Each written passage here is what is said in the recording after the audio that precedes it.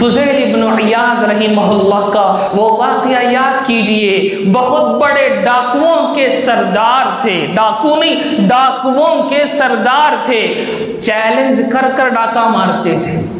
Challenge کر کے ڈاکہ مارتے تھے، کہتے تھے کہ آج رات تیرے محلے پر تیرے گھر میں ڈاکہ پڑے گا، کسی کی مجال نہیں تھی کہ ان کے ڈاکے کو روک سکے، اتنے بڑے ڈاکوؤں کے سردار تھے، اتنی طاقت تھی۔ ایک مرتبہ ایک گھر والوں سے انہوں نے کہہ دیا کہ آج تمہارے گھر میں ڈاکہ پڑنے والا ہے۔ اب انہیں معلوم کہ فضیل بن عیاض سے ہم ٹکر نہیں لے سکتے، فضیل بن عیاض کی قوت کے سامنے کوئی قوت کام ہمیں نہیں دے سکتی، بس وہ اللہ کی طرف متوجہ ہوئے،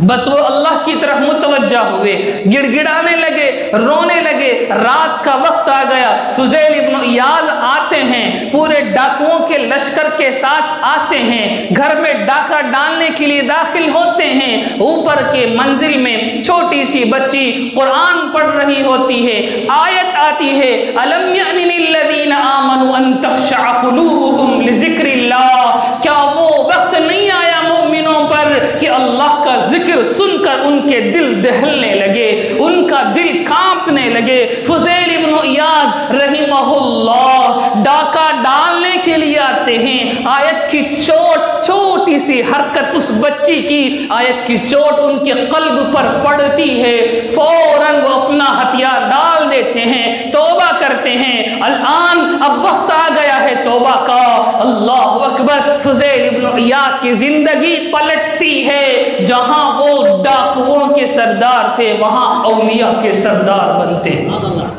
اولیاء کے سردار بنتے ہیں، معمولی نہیں، صرف ولی نہیں، ولیوں کے سردار بنے۔ سلسلے چشتیہ ہندوستان کا طریقت کا سب سے بڑا سلسلہ، اس سلسلے کے شیوخ میں